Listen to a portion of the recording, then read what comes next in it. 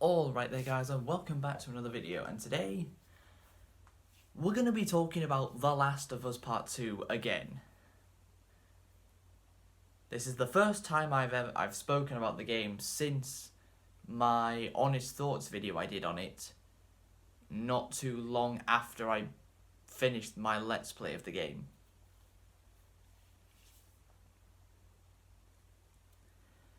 But I've got a specific reason this time for why I want to talk about it. Because on Tuesday night, the Golden Joystick Awards gave The Last of Us Part 2 Game of the Year.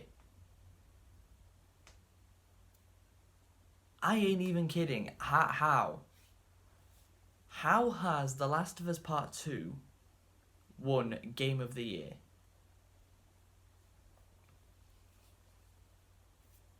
Like, I know you're going to call me a hypocrite for that, because before the game was released, I just kept on relentlessly saying that The Last of Us Part 2 is 2020 Game of the Year, because I thought it would get Game of the Year for being a good game, not for being a game with a pitifully bad story. I mean, The Last of Us Part 1, back in 2013, won over 250 Game of the Year awards. So, how has the second game managed to win some of these awards as well? Let me go over a few of the awards it has won. It won Best PlayStation Game of the Year, which, that's debatable. I mean, Ghost of Tsushima, that could possibly be there. Probably not Spider-Man Miles Morales, because that game literally just got released, so that probably can't be put in there, because it's not been out long enough. But you get my point. You could debate it. You could debate that The Last of Us Part 2 might deserve PlayStation Game of the Year, but other games could also deserve it more. It won Best Audio, which, again, you could argue, I guess, but last time I checked, Owen shoving his pee-pee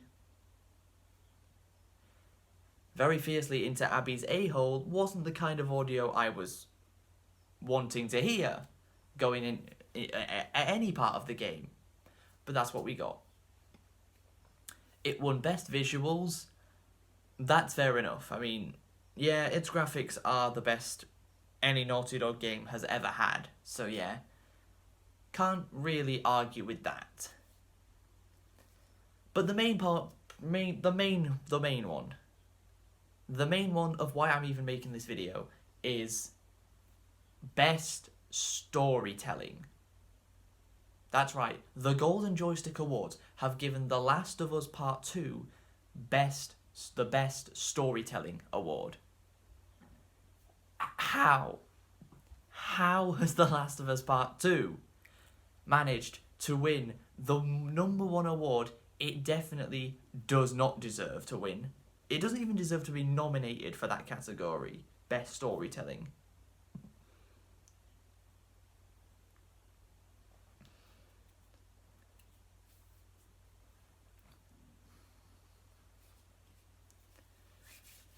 Oh, I mean, as you guys know, when I did my Let's Play of the game, I was raging too much at the gameplay to really focus on the story.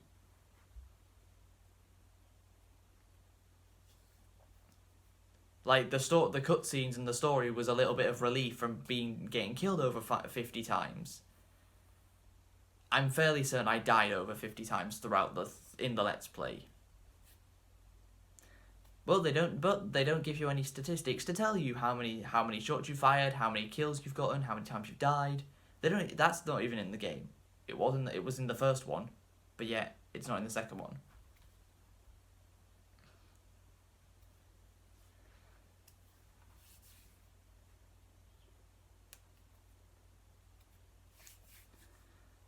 Best storytelling.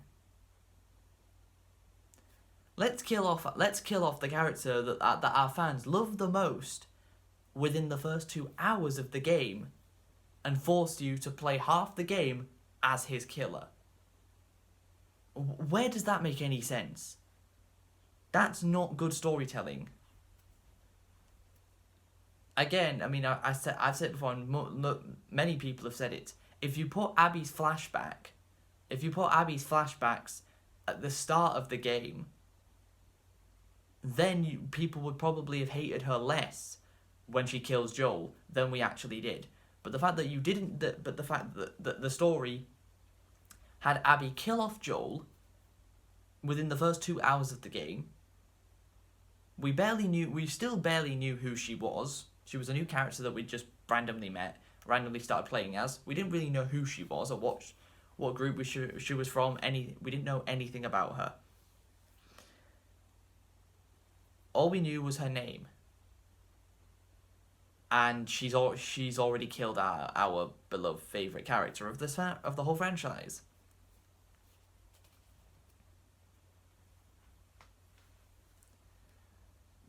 I remember doing my own tier list for The Last of Us Part 1 and 2 characters.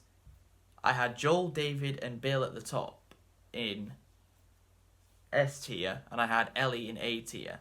Yeah, not S tier, because the stupid decisions Ellie makes in that game in Part 2 actually drops her down a tier. That's how bad. That's it. I mean, I said it in the previous video I made about the game, the Honest Thoughts video.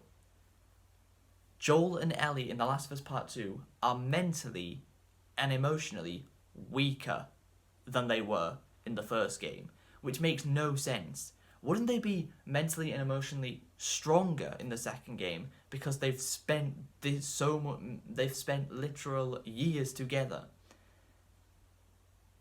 They've spent basically half a decade together, because the first game takes place over the course of around 1 year, doesn't it? And then you've got the 4 years time skip to the second game, which equals 5 years.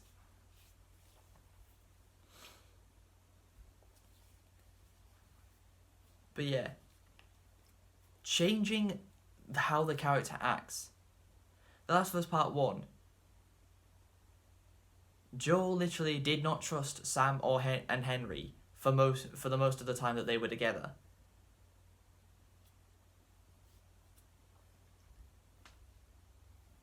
When Joel and Ellie arrive in Pittsburgh, you know, the cutscene that was literally one of the trailers for the first game, where that guy is holding his chest as if he's been shot, and Ellie says, "What about the guy?" And Joel says, "He ain't even hurt."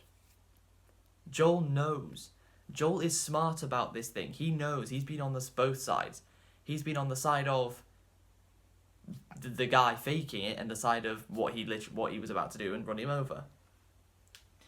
But yet Joel grabs hold of pulls Abby up, and doesn't even think that, oh, she might have been bitten or anything. Nope. Let me just tell you my name. Why don't I just tell you my name? Where I live. Why don't I give you my PIN number while I'm at it? He might as well have done that.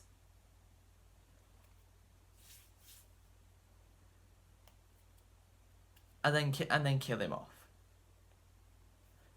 Like, we knew that Ellie was going to be the focal point of the game. Like, we knew Ellie was going to be the person we played as the most before the game was released. We already knew this.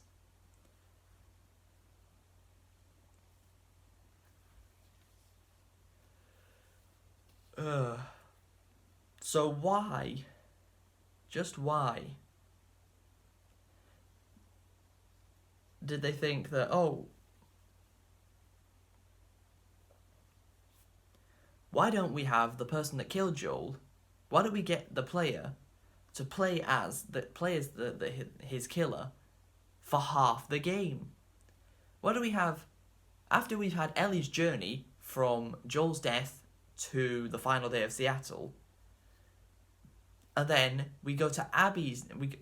We go to Abby. We switch to Abby, Joel's killer, and do exactly the same thing and see her version of the events that led up to it. Now, normally, I think that's really cool. How you're seeing two different perspectives that lead up to the same event. Normally, I think that's really cool. But why? But why Abby? Like, Abby is easily the most hated character in all of The Last of Us, isn't she?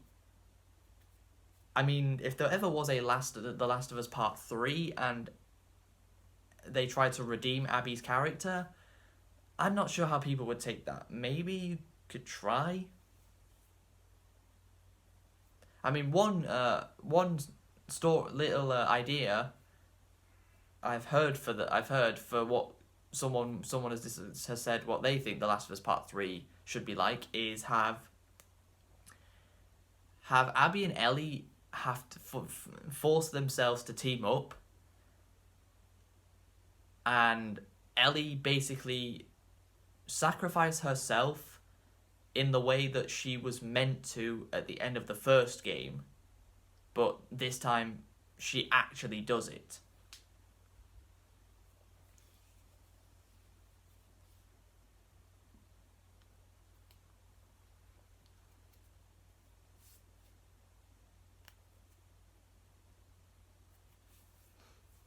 And she sacrifices herself to get the cure that Abby's dad would have gotten from Ellie if Joel didn't kill him.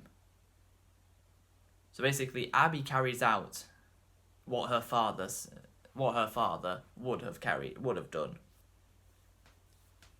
That way, it kind of brings closure to the first game, to the third game. It links the end to the beginning. And we've gone in one full circle. But that's just an idea somebody's had about how they would do The Last of Us Part 3 if it ever did happen.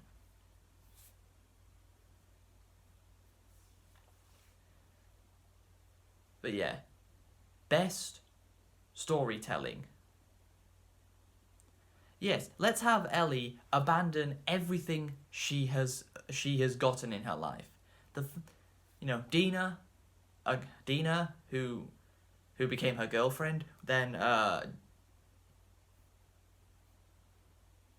JJ the baby, Dina's baby, who Ellie is, I guess technically the mother of as well, kind of, but not really, because Jesse was the father, but he dead.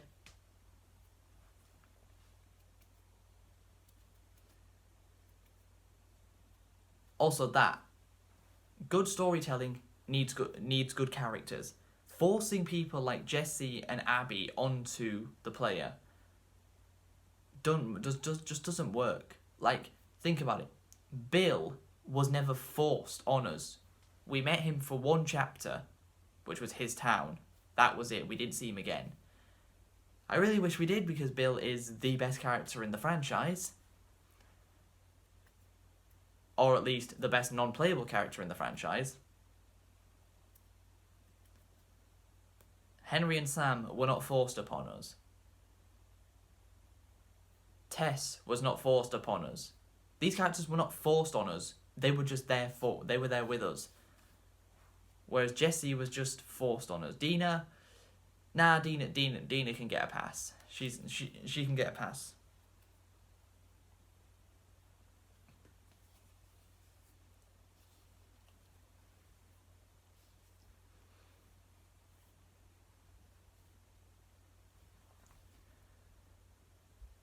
But yeah, Ellie chooses to abandon Dina, abandon the baby, abandon the house that the quiet little house they live in. She was willing to abandon every single thing she's ever worked for in her life just to kill Abby. And then doesn't. It's not what it's and Ellie thinking that's not what Joel would have wanted me to do. Yeah, because Joel didn't walk up to Marlene and shoot her in the face at the end of the first game or anything. No, that didn't happen.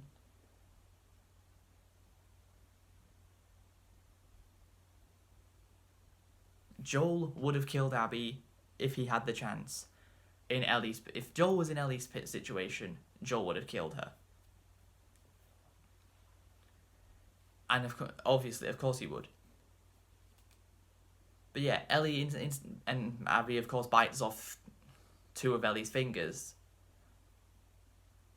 on her left hand, doesn't she? So Ellie is no longer able to play the guitar. She can't be bothered to learn. She doesn't even bother trying to learn how to play the guitar the other way.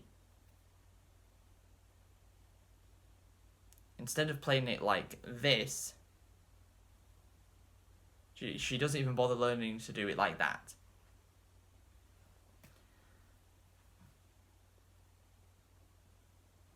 And it's like, why would the game...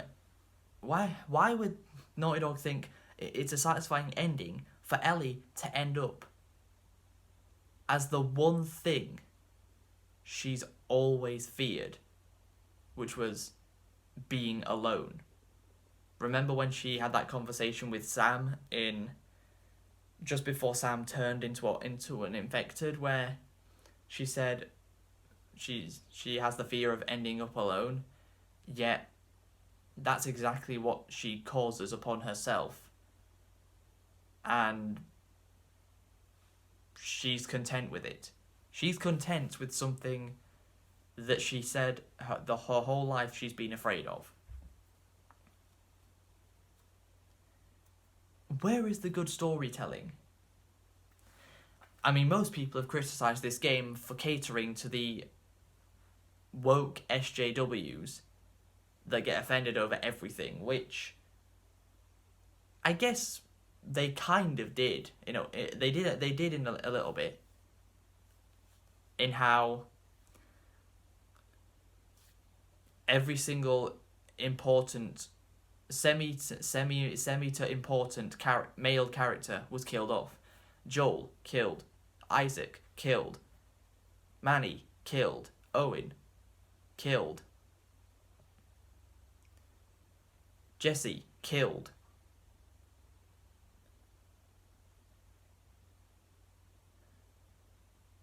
The only 2 male semi to important male characters to not be killed are Tommy and Lev. And Lev is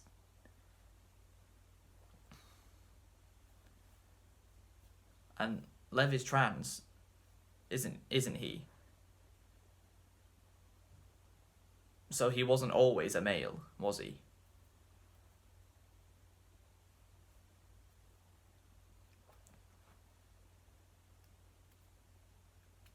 It's like, it's like no one's complaining at the fact that we play as only females. No one is complaining at that.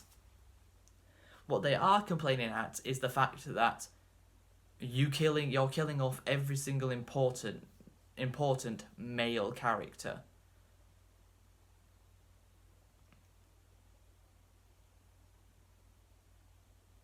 Mel and Nora are the only female characters. Well, and Yara.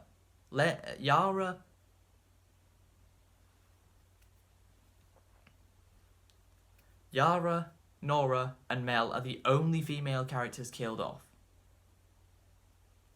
Yara was never going to make it anyway, getting her arms hammered in. I mean, like hell was Ellie going to let Nora or Mel get away?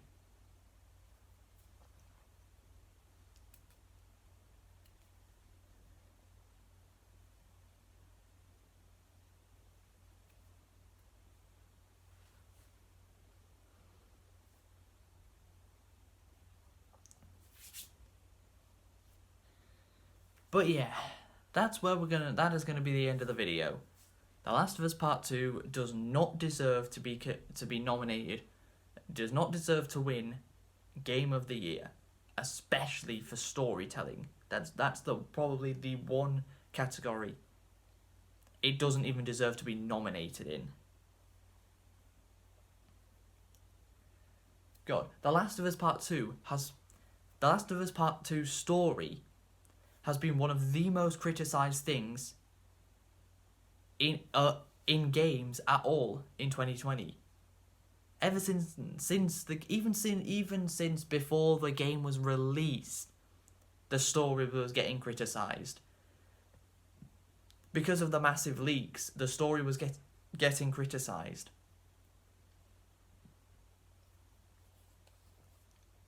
Because it said that you would be playing for half the game as Joel's killer.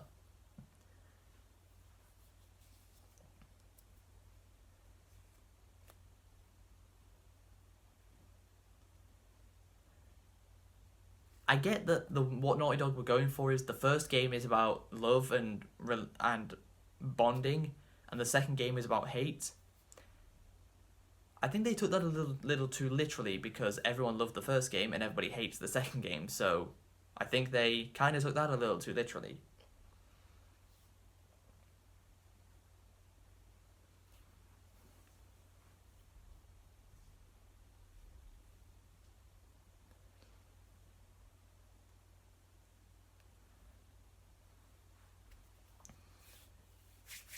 So yeah, hope you guys have enjoyed this video. Please be sure to leave a like, subscribe if you're new, follow me on social medias, and until next time, which next time you see me, it'll be December. So until then, catch you later.